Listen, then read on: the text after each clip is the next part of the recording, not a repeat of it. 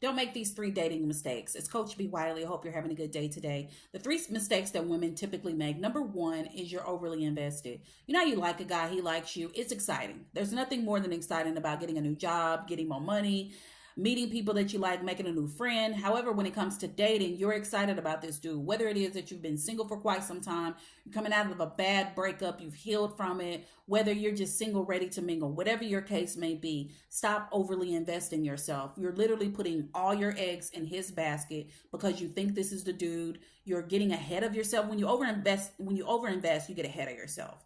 And that means that you're already thinking about what your wedding is going to be like. You're already putting his last name on the end of your last name. And I know some people are watching this like, who would do that? A lot of women will do that. And a lot of things that I talk about in these videos, some women are like, well, why would they do that? They're so stupid. However, where you are in dating isn't where everyone else is.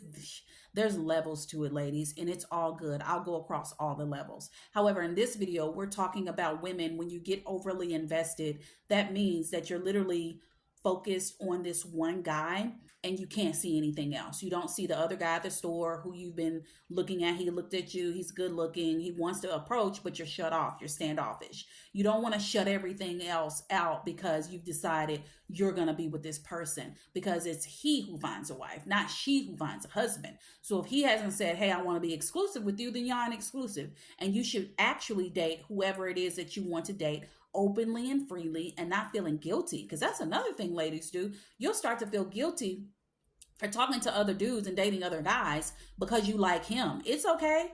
You're single. You can like him and you can like Jim too. It is a-okay because you ain't with either one of them. However, when you lock yourself in too soon, you literally screw yourself, and not in a good way. And you don't want to do that to yourself because you'll be the one that will get the short end of the stick on the back end. Another thing that ladies do, another tip that you need to stop, is you need to stop taking the lead. So many women want to wear their pants these days. So many women want to prove they can be the dude, which why? I don't know. It doesn't make sense. Why do you need to prove that? Why do you have to be a man to get the man? It doesn't make sense. So when you take the lead, that means you're pursuing, you're planning, you're wearing the pants, you're providing, you're going out of your way to do whatever it is you think he needs, as if he doesn't have a brain, as if he doesn't have experience, as if it's not within him on how to treat a woman and plan dates and provide. And when you take a lead, a lot of these new men, they'll fall back and they'll let you take the lead and they'll let you wear the pants and they'll let you plan and they'll let you act like you're literally their parent. And I don't want you to do that. There's no reason to take the lead. If he pursued you, if he approached you, then he has the good sense that God gave him to know how to pursue you and call you and be consistent and plan dates and lead. So if you don't think he can lead and you want a man to lead, then why are you dating him to begin with? The third one is, I need for you to stop adjusting. I wrote it down. I need for you to stop adjusting your life to cater to his. That means that before you even met him, you had this life going on with yourself. You had your girl, your gal pals, you hung out with them on certain days of the week and in the month. You have your kids. If you have kids, you do things and projects and fun stuff and sports with them. You go to church. If you go to church, you meet with your grandparents every other Sunday and have lunch. You go out and you go bike riding and dog walking, just things that you're into. This is your life. And then you have your job, of course. You do all these things. But when then he comes in, it's like you don't really see your girls. You ain't really talking to them because you want to create space for him just in case he reaches out, just in case he cancels his plans with his boys. And it's like you're literally waiting around to be with him versus just living your life. It's one thing to make space and create space for that new guy in your life. Of course you do that. That's what we all do when we're dating someone. But you don't stop what you're doing. You don't cancel plans in hopes of that he'll want to date you and say, hey, let's go out tonight. You don't stop your plans in hopes that he's going to call you. You don't stop plans and center your life around his in hopes that you'll be able to FaceTime him or see him. You don't go out of your way to stop your life and the fun activities you have going on, or even if you're just sitting on the couch because that's what you want to do, to watch a show that you want to watch in hopes that he's going to come up with something or want to see you. No, You continue to live your life and do your thing. And if he wants to see you and if it's in your schedule to where you can fit him in, then absolutely. Specifically if it's last minute. However, of course, if he's planning out something and you know about it, then yeah, you've already made the adjustments. I'm talking about if you already have a plan with your girlfriends and then he calls last minute, you don't let your girlfriends down. For what? He's going to be there. Don't last minute you. That's not okay. I get it. Let's just say he won tickets to the Usher concert at 12 o'clock that afternoon. You were supposed to go out with your girls that night to the happy hour. Of course, you're going to go see Usher, but usually Usher ain't in town every night and every day. Of course, that's a special case scenario. I'm talking about women who overly invest your time and energy by doing the most.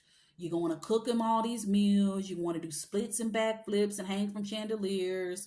You want to go outside of your character. You want to put all your eggs in this one basket and decide this is your dude when he ain't. You then want to literally orbit around him like he's the earth, wind, and the moon and the stars versus living your own life and then naturally let him flow into yours as it should be.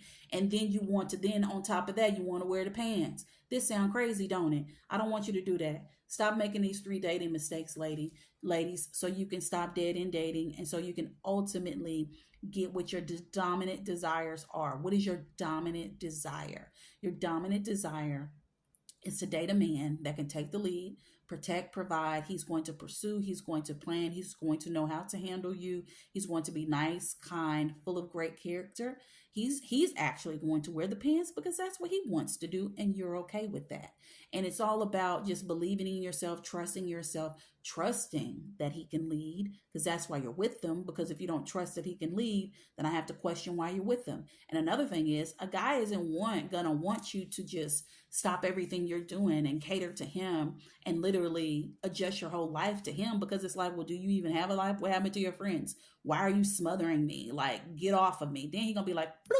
He gonna flick your butt back to where you came from, because now you all under him. I'm stuttering. Now you're all under him, and you have now forgotten about all the people and all the plans you had before him. So do yourselves a favor. Avoid these 3 dating disasters so that you can then get what you ultimately desire when dating. You got it?